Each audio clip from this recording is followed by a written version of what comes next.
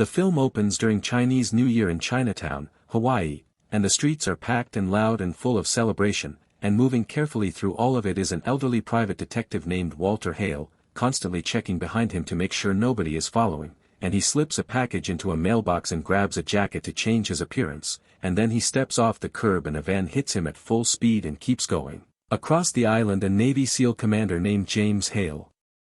is running a water drill with recruits who keep surfacing too early, and he climbs out of the pool and reprimands them and gives them 30 seconds to get back in before a call comes telling him his father is dead, and that evening he comes home and Isla asks about his day and James mentions his recruits struggled and then almost as an afterthought tells her his father was killed in a hit and run and that he already identified the body. And Isla is stunned that he led with the training session, and James shrugs and says the traffic has been terrible, and she asks if he wants to talk about it and he says not really, and she suggests he at least call his half-brother Johnny in Oklahoma and James says Johnny never answers but agrees to leave a message. In Oklahoma, Johnny is a police officer who arrives home to find his girlfriend Valentina loading her car, and she asks if he knows what day it is and he says Wednesday, and she tells him it is actually her birthday, and he apologizes and tries to tell her he loves her in Spanish and she reminds him she is Brazilian and speaks Portuguese, and that night Johnny is alone drinking beer when Isla calls and tells him Walter is dead. And Johnny barely reacts saying he figured his father died years ago.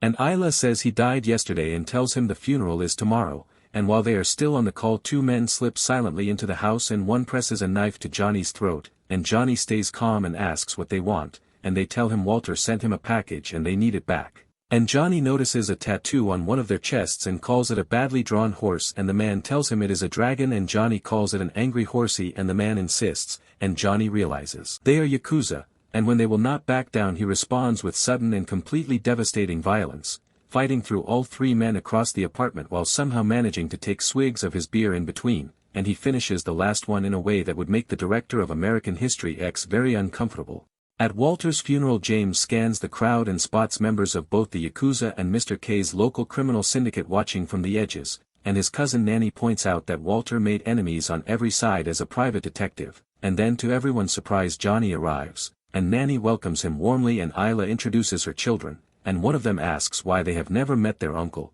and Johnny says because their father does not like him, and the brothers immediately start trading passive-aggressive remarks about age and weight before Nanny tells them to behave for 5 minutes. Governor Peter Mayhew steps forward to deliver the eulogy and speaks warmly about Walter, and afterward the family gathers at James's house and old wounds open almost immediately because Johnny brings up the fact that James resented him as a child for being the walking reminder that Walter cheated on his mother, and James says that is not what he was saying, and Johnny says it is exactly what he was saying, and the argument builds until Isla sends the children out of the room, and then Johnny tells the family he does not believe the hit and run was an accident, and the room goes quiet, and he tells them about the Yakuza coming to his house in Oklahoma looking for a package Walter supposedly sent him, and James is skeptical and accuses Johnny of bringing chaos wherever he goes. And Johnny tells him he is not here for Walter, he came to find out who killed him, and James pulls him outside and tells him he has not spoken to Walter in 20 years and now suddenly wants to dig into his affairs and will only make things worse, and Johnny fires back that James has a perfect life and is terrified of anything disrupting it, and he storms off. That evening Johnny visits a bar and takes a sip of a drink the bartender hands him and his vision blurs immediately, and he wakes up tied to a chair with Mr. K standing over him, and Mr. K tells him the only reason he is still alive is out of respect for attending his father's funeral, and he gives Johnny 7 days to leave the islands or he will go for a long swim, and his men cut a mark into Johnny's neck as a warning and dump him on the beach. James visits Detective Renard who is handling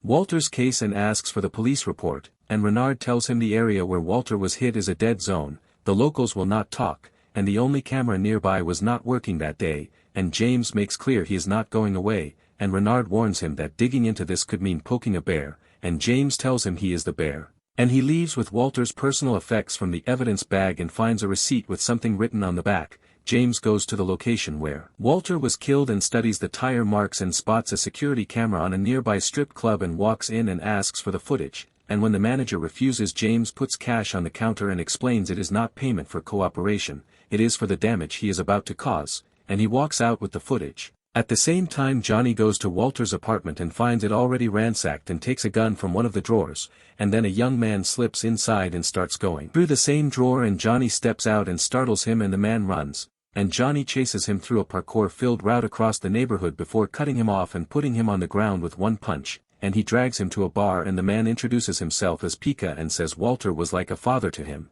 and Johnny says Walter was not a father to anyone, and Pika asks how would he know, and Johnny says because he is Walter's son, and Pika's face completely changes. Pika explains he worked for Walter doing digital surveillance and that Walter's last job involved going undercover at a catering company called Newa Loa, and Johnny cannot figure out why a private detective would infiltrate a catering business, and he tells Pika he now works for him, and Pika is not thrilled about this. Back at the apartment, Johnny notices a surfboard on the wall and asks if Walter surfed, and Pika says no because of a bad knee, and Johnny points out the fin is installed backwards and adjusts it, and a hidden compartment opens and a blueprint falls out, and it is a site plan stamped with a government seal, and Johnny calls Nanny who works as assistant to Governor Peter Mayhew and tells her what he found, and she says she can run it through the government database once she is back at the office and needs the 8-digit file number on the document. And they find it after a back-and-forth argument that involves Johnny threatening to punch Pika in the face. James arrives at the apartment and the brothers face each other with guns drawn before realizing who they are looking at, and James pulls out a flash drive from the strip club footage and they watch it together, and the van has no plates and does not brake after impact and keeps moving at the same speed, and James says when someone crosses your path your natural reaction is to brake unless you are aiming for them, and the brothers accept that Walter was murdered. Johnny tells Pika to find every blue van registered in the city and every event Newa Loa has catered recently and any upcoming bookings, and as the brothers drive away a vehicle rams them from the side and the Yakuza open fire, and they fire back but the attacker's car is bulletproof, and James climbs onto the roof of the enemy vehicle firing at the reinforced glass while Johnny dodges bullets in the street. And Johnny shouts for James to jump and shoots the gas tank and the vehicle explodes, and the wreck lands on James's car. And James tells Johnny he blew up his car and Johnny says you're welcome. At the police station Renard tells them to stop acting like a wrecking crew, and that evening Nanny tells them the blueprint belongs to a project commissioned by a powerful developer named Marcus Robisho, and James studies it again and realizes it is not a hotel, it is a casino, and gambling is illegal in Hawaii, which makes everything deeply suspicious, and Robisho is hosting a fundraiser the next day and the brothers decide they are going. Pika gets them in as catering staff, and inside James notices a Japanese man consuming what appears to be drugs off a plate in the kitchen and checks the man's business card and sees the name Nakamura from Hayashi Imports, and James tells him casually that he knows they misplaced a blue van. And Nakamura studies him and quotes a Japanese proverb about frogs not looking both ways when crossing the street and says he looks forward to seeing James again. Meanwhile Johnny spots an attractive woman and follows her and introduces himself, and she tells him he looks like all kinds of trouble, and she introduces herself as Monica and tells him she hired Walter to investigate her husband, and her husband is Marcus Robisho, and she is trying to divorce him but needs leverage or things will not go well for her. And she tells Johnny to meet her the next day at a penthouse in Waikiki where she will explain everything, and then security escorts Johnny out. And moments later comes for James too, and Robisho has them brought to his private office where he tells them he paid Walter in full for his services, and Johnny tells him Walter is dead, and Robisho offers polite condolences, and Johnny tells him directly he believes Robisho had Walter killed, and James notices a paper-wrapped package of severed fingers on the desk which Robisho dismisses as trash the maid forgot, and the brothers are shown out. The next morning Johnny goes to meet Monica at the penthouse and instead finds a crowd gathered below and Monica dead on top of a car, and Johnny goes straight to Robisho's estate and fights through the guards before being tasered and knocked out, and Robisho steps out of his pool and says he is beginning to dislike Johnny,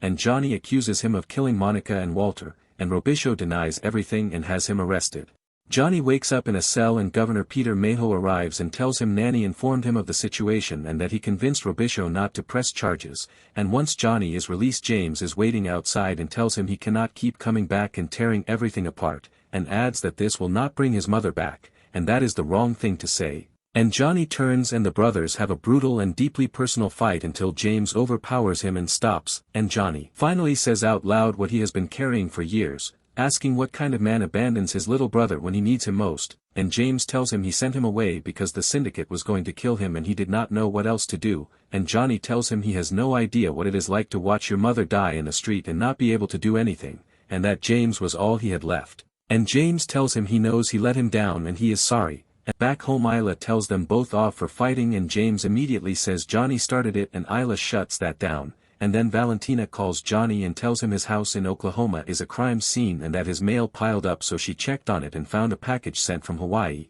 and Johnny realizes it is the package the Yakuza came looking for, and he tells her to open it, and inside is a thumb drive, and he tells her to get on a plane, and she says there is no way she is coming to Hawaii, and the very next day she lands in Hawaii. Pika tries to access the drive and hits an encrypted security wall, and Valentina takes one look and tells them it is a cold wallet, a digitally encrypted cryptocurrency storage, and Johnny pulls out a piece of paper from Walter's belongings with 12 words written on it, and they try it as the seed phrase, and before the results come through, a helicopter appears overhead and opens fire on their car. Valentina takes the wheel and navigates through traffic with the helicopter tracking them and bullets tearing through everything, and two Yakuza on a motorcycle pull alongside, and Valentina brakes hard and the bike crashes into them and the riders cling to the car, and James and Johnny fight them off the sides of the moving vehicle, and then the helicopter comes back and James calmly shoots the gunner and the stray fire takes out the pilot and the aircraft spirals and crashes behind them in a fireball. They regroup at a restaurant, and while Johnny eats everything available, Valentina analyzes the wallet transactions and tells them that for 3 years $12 million have been funneled into a single account through offshore channels,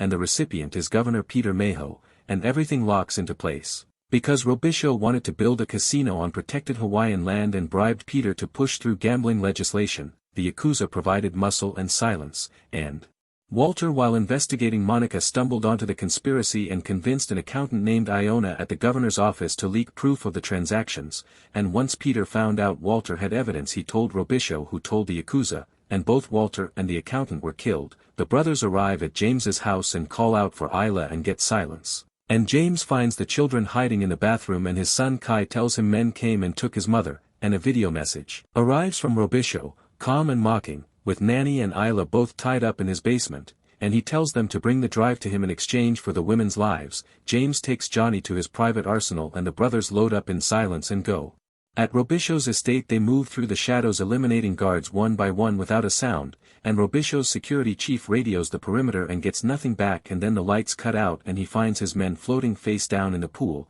and Johnny appears behind him and ends it, and Robisho sends Nakamura and the Yakuza team outside, and they walk straight into James, who fights them through a corridor in a long and methodical sequence, working through them one at a time until the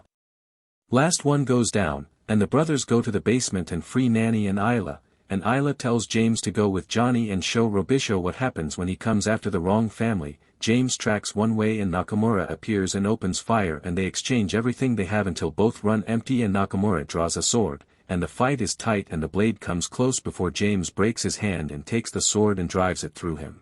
At the private dock Johnny finds Robisho about to get on a boat and steps into his path, and when Robisho reaches for a gun Johnny offers to settle it hand to hand, and Robisho accepts and then turns out to be a devastatingly skilled fighter who handles Johnny like he is nothing, beating him badly and dragging him across the ground with a metal hook. And Robisho picks up his gun and points it at Johnny's head, and then instead of pulling the trigger starts a very long speech about how pathetically inferior the brothers are compared to a man of his standing. And while Robisho is talking, Johnny reaches into his pocket and pulls out the French grenade he quietly took from Robisho's office during their first meeting and holds it against himself and pulls the pin, and the explosion throws Johnny into the water and kills Robisho. And James sees the fireball and sprints to the dock and dives in and pulls his brother to the surface and drags him to shore. The next morning Detective Renard arrests Governor Peter Mayhew on charges including conspiracy to commit murder, and as he is walked to the police car he locks eyes with James and Johnny and Nanny and begs them not to turn their backs on him, saying he was like a father to them and did everything to protect them.